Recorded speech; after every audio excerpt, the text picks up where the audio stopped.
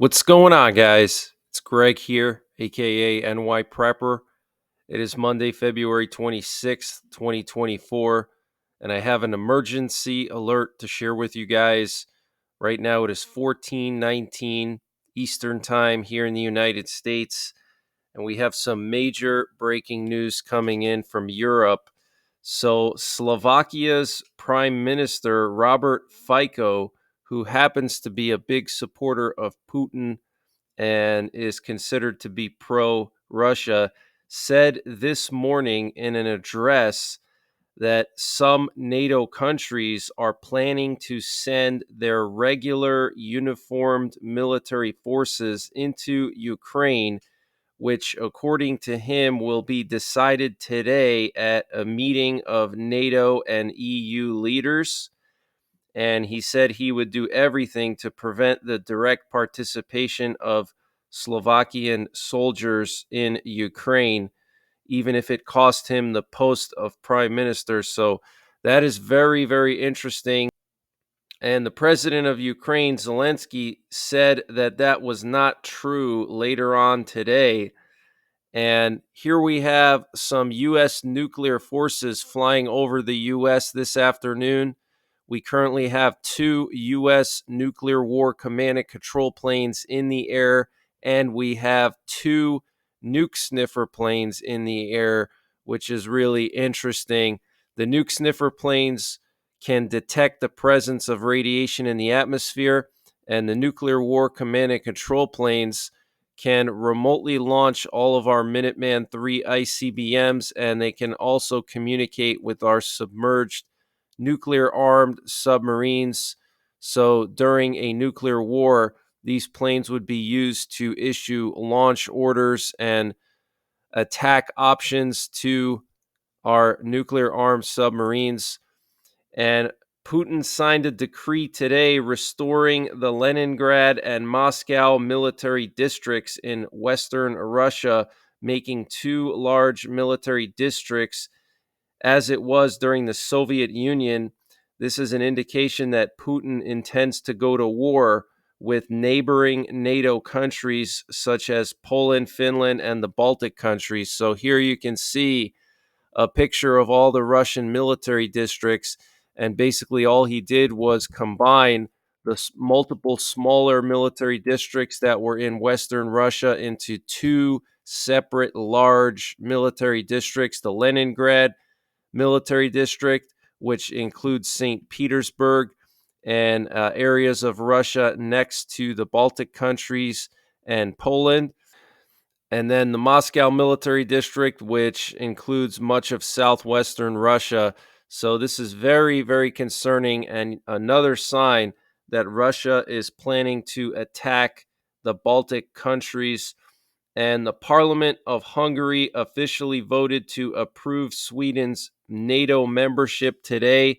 They voted 188 in favor and only 6 against. Very interesting. A lot of the Hungarian politicians, basically 95% of them, supporting Sweden's membership in NATO. And the Israeli Defense Forces targeted an area deep inside of Lebanon with airstrikes. This was in Baalbek in eastern Lebanon. This is the deepest strike into Lebanon that Israel has done in many, many years. Apparently, this is over 60 miles from the Israeli border. And Lebanese channels are reporting that there were Israeli warplanes in the skies over Beirut, the capital of Lebanon, earlier. And now there are calls in Lebanon to strike the Israeli city of Haifa as a retaliation for the Israeli strikes in Baalbek earlier today. And Israeli media has reported that 4 undersea cables across the Red Sea, including Seacom, have been cut by the Houthis. Very interesting.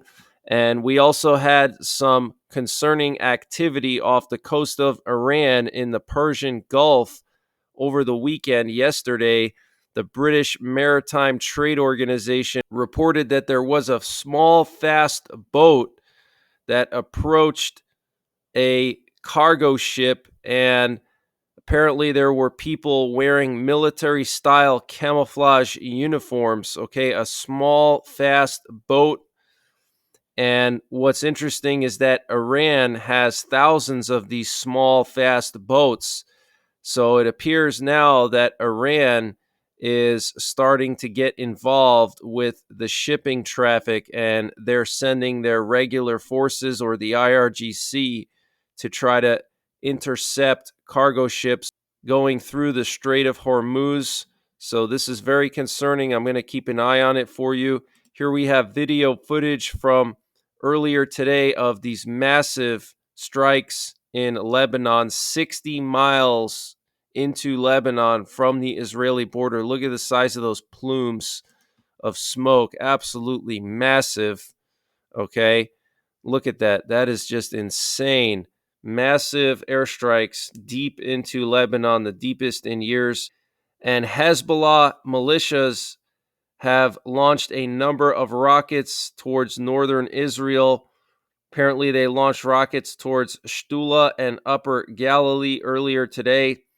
And the guy who set himself on fire yesterday in front of the Israeli embassy in Washington, D.C., to protest the war in Gaza has reportedly died from his injuries. And we have Dragon 24, the largest military exercise involving NATO countries in Poland, has begun. About 20,000 military personnel will take part in the exercises, and 3,500 units of equipment from 10 NATO countries will be involved. So, a massive exercise going on in Poland, the largest exercise that Poland has ever done with NATO. And CIA Director Bill Burns made a secret visit last Thursday to Ukraine, according to the New York Times. And Ukraine is in talks with France regarding the possibility of getting Mirage 2000 fighter jets to Ukraine, according to the president of Ukraine, Volodymyr Zelensky. And what's interesting about the Mirage 2000s is that France uses them as part of their nuclear triad to deliver the ASMP air-launched cruise missile with the TN-81 300-kiloton nuclear warhead. And the Mirage 2000s also have a conventionally armed variant, but the Mirage 2000 is primarily used by France as a long-range precision strike fighter jet. Okay, it's not a fighter jet used for dogfighting. It's a fighter jet that France has for delivering either nuclear weapons or long-range conventional precision weapons. So it's kind of telling why France would want to give them to Ukraine, because they want Ukraine to now strike Russia and strike targets deep inside of Russia, hundreds of miles from the front lines. And that obviously would escalate the war into a war with NATO and potentially a nuclear war. And President Zelensky reported that his general, Oleksandr Syrsky, the commander-in-chief of the Ukrainian Armed Forces of Ukraine, is preparing two plans for the war, depending on whether the U.S. decides to provide aid or not. So they've already developed two plans, and Russian forces have concentrated their forces on advancing towards Kupiansk in northeast Ukraine. Ukraine's defense forces have built a defense line on the Lyman-Kupiansk front and have occupied strong fortifications to prepare for the Russian advance. If we are specifically talking about the Kharkiv front, then yes, indeed, Kupiansk remains the main populated area for the enemy, where they continue to deploy all their forces and reserves. On this front, they have a considerable amount of various equipment and personnel, according to Ilya Yevlash, spokesman for the Hortitsia Operational Strategic Group of Forces. So, a military spokesperson confirming that Russia is massing forces near Kupiansk. And we have some concerning information coming out of eastern Ukraine. Russian forces have captured another town west of Avdiivka. Russian forces captured Shevierne west of Avdiivka and continue to make gains in the area. Ukrainian forces are withdrawing towards more favorable positions in the northwest. Russia is now storming Orlivka from three sides after the withdrawal of the Ukrainian military from Lastochikne. And this update was sponsored by Patriot Supply. Guys, Patriot Supply is doing a discount on their 1 month emergency food supply. And to get the deal, you got to go to preparewithnyprepper.com, and the link is in the description below this video. This is a 1 month freeze-dried food supply. It has a 25-year shelf life. Normal price is $237. They've dropped it down to $177. So that's a savings of $60. And it's all packed within 2 rugged, water-resistant buckets. Free shipping is included. $177 for 1 month of food. Where are you going to find a deal like that? They also have a general store, and they're always running discounts in their general store on various prepping and survival items. They have everything from MREs, potassium iodide, to survival seeds. And to get to their general store, you got to click on the Patriot Supply logo at the top of the page when you get to preparewithnyprepper.com. And you'll see when you get there, they have everything you can imagine. So use the link preparewithnyprepper.com to get $60 off the Patriot Supply 1 month emergency food supply. That's $180 for 1 month of food, free shipping included. The link is in the description below this video. And also check out their general store. They have everything you can imagine prepping and survival related, and they're always running various discounts there. So let me just show you guys on this map how much Russian forces have advanced just in the last week or two. So this is where they are right now. This is Avdiivka. This is that key city that fell into Russian hands a week ago. And look at how much they've advanced after that. So this is where they are right now. They've already taken Lastochikne and Shevierne, and now they are pushing towards Orlivka, and they're going to keep going west. It's not looking too good, but let me go back in time a little bit. So this is as of today, and this is as of yesterday.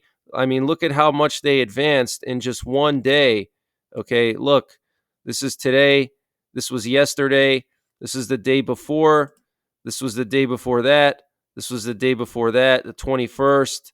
Here we have the 20th, the 19th, the 18th, the 17th, and you can see right after they took Avdiivka, they made a huge gain here. Okay, so this is very, very concerning, guys. The Russians are gaining a lot of territory, and it's not looking good right now, and that could be why European countries are now considering sending their conventional forces into Ukraine. And starting March 1st, Polish truckers plan to resume their protests on the border with Ukraine, which they suspended back in January. Truckers from Lublin and Podkarpatskie regions intend to block the checkpoints in Hrebene, Dorohusk, and Korchova. The protest may also affect the entrance to the border crossing in Medica. Now, Medica is the main border crossing used by NATO forces to move equipment into Ukraine. And Polish farmers are also planning to block a checkpoint on the border with Lithuania. All vehicles that can transport Ukrainian grain will be stopped and checked. The protest is scheduled to begin on March 1st at 10 a.m. And here we have the flight path of a B-1 strategic bomber flying over northern Sweden earlier today, right before Hungary voted to approve Sweden's NATO membership. So the U.S. is not messing around, guys. They moved 2 B-1s. These are strategic nuclear-capable bombers to northern Sweden, and they were flying this thing at the same time as Hungary was voting to approve Sweden's NATO membership, very interesting.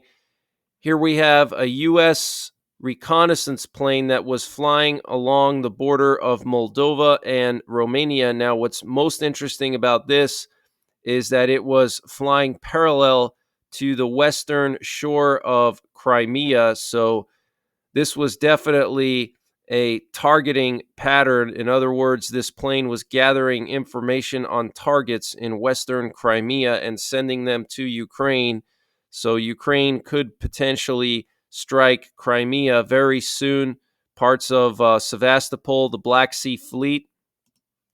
And here we have an AWACS plane that was in the same area near Constanta. And here we have a U.S. Navy VIP plane that went from the UK all the way up to northern Norway. And then here we have a UK VIP plane that went from Germany to Tallinn, Estonia. And then here's a Polish border guard plane patrolling their border with the Baltic Sea. So you can see that NATO is sending VIPs to the eastern flank. Okay, this is very, very concerning. This means that NATO is preparing for a showdown, a direct conflict with Russia. Okay, Russia has already consolidated their Western military districts into two districts now, the Leningrad district and the Moscow district. That's a huge sign that Putin is preparing for war with NATO. NATO is doing this massive exercise now that goes through June, the largest exercise since 1988, and 100,000 NATO forces have been moved to the eastern part of NATO. We have Finland and Sweden joining NATO, and we have all these VIP planes and cargo planes going to the eastern part of NATO. So there's no doubt in my mind that Russia and NATO are both preparing for war, okay? And this news of European countries sending their armies to Ukraine is very concerning, but I do believe we are on the verge of a massive war between NATO and Russia. So get prepared, guys, because it could go nuclear, most likely would go nuclear, because Russia knows they cannot win a war against NATO. Now, I believe that Russia is going to go after the Baltics first, and the Baltic countries have very small militaries, guys. They don't have their own fighter jets. Their militaries are smaller than Ukraine's military when the war started in Ukraine. So Russia could theoretically capture a lot of territory from the Baltics before NATO sends reinforcements, because NATO doesn't have a ton of reinforcements there. Now, they are doing this so-called exercise in Poland starting today, Dragon 24, which is going to have over 20,000 NATO forces in Poland and thousands of armored vehicles. Okay, so that could be preparations for something to go down in the Baltics. I've been showing you guys all the different flights in northern Poland and the Baltics over the last month or so. They've really stepped it up a lot. NATO recon in that area. We had a U.S. nuclear war command and control plane over California very late last night, which is unusual. And here we have some video footage coming out of Brussels, and it shows some French farmers that were protesting some type of agriculture meeting in Brussels for the EU. And you can see this one farmer here spraying grain on riot police, and then he proceeds to dismantle these barricades here with his tractor. I just thought this was pretty funny that he was spraying grain all over these police officers. I think that's hilarious. As you can see, they're getting covered in grain. It's just funny to see. And then they end up breaking down the whole barrier here. There's like a barrier, and this tractor comes in and destroys the entire barrier. And here we have video footage coming out of China showing a 15-minute city. This building has 20,000 residents. It's basically a city contained within a building. And this reminds me of the Judge Dredd movies and comics, where they had what's known as mega blocks, okay, in a future dystopian society. And in these mega blocks, you would have like entire cities essentially. The giant apartment building would be like a city in and of itself. And we're actually seeing that happening now. All of these movies and comic books, they predict the future, guys. They predicted AI with Terminator, and the Judge Dredd movies predicted these mega blocks. Okay, and we're actually seeing that happening now. But that's the latest breaking news that I have. I will be back later on today with more breaking news. So make sure you're subscribed. Hit the bell icon down below so you get notified when I post these updates. And until then, take care. God bless. And don't forget the 3 Ps: prepare, practice, and persevere.